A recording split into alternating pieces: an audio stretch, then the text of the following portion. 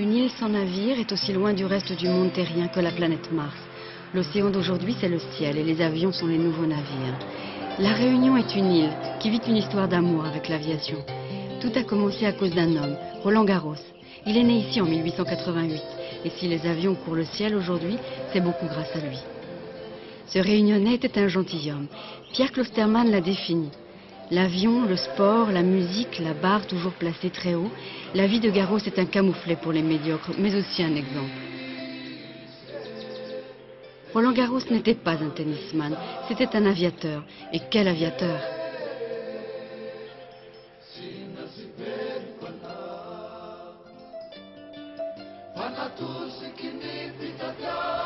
Naître fils d'avocat sous les tropiques à la fin du 19e siècle n'est déjà pas courant. Vivre une enfance dans le luxe, le sport et les bonnes études, aimer les sports mécaniques jusqu'à devenir l'un des premiers à piloter en France n'est toujours pas courant. Garros, ami de Cocteau, était un épicurien. Garros semblait avoir compris de quoi l'aviation serait capable. En allant plus haut, en allant plus vite, en allant plus loin, l'aviation allait changer la société humaine. Roland Garros fut l'un des accoucheurs de l'aviation en allant plus haut, plus vite et plus loin. Première grande campagne de meetings aériens aux États-Unis, fin 1910. Première traversée de la Méditerranée, le 23 septembre 1913.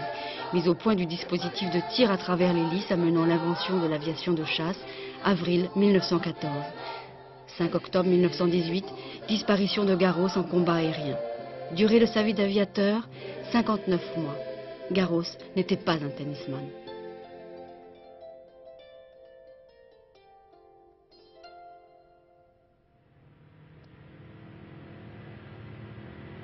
La Réunion a deux aérodromes, un grand et un petit. Le grand d'abord, il s'appelle Gillot. Il est tout proche de la capitale, Saint-Denis, et chaque jour, environ 1500 sièges volants arrivent de métropole et y repartent. Il y a aussi les liaisons locales vers l'île Maurice, vers Mayotte. Gillot est un gros aéroport et Roland Garros en serait fier.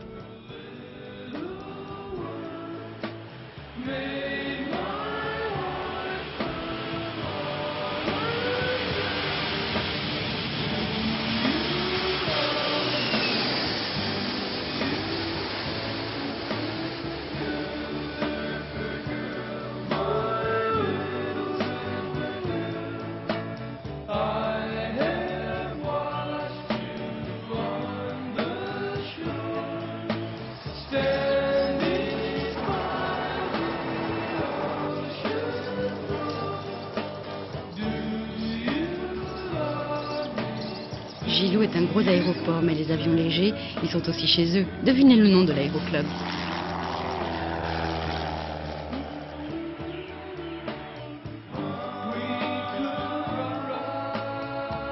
Vous êtes à l'aéroclub Roland Garros, à La Réunion bien sûr, dans l'océan Indien, un charmant pays, surtout vu d'avion.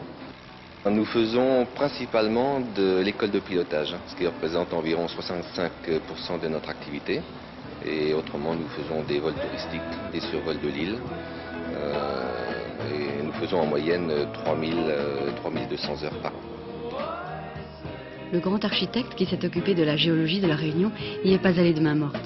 L'île est un volcan jailli de l'océan il y a 3 millions d'années, du mariage de la mer et du feu. Ainsi, la Réunion est une collection d'effondrements, de canyons, de crêtes, de gouffres, qui ne rendent pas la vie facile à ceux qui habitent à l'intérieur. Habiter à l'intérieur de l'île n'est pas rationnel. C'est pourquoi la majorité des Réunionnais vit au bord de mer, dans les villes comme Saint-Denis, Saint-Pierre, Saint-Paul, Saint-Gilles, Sainte-Rose. Saint-Denis n'a pas oublié Garros, évidemment.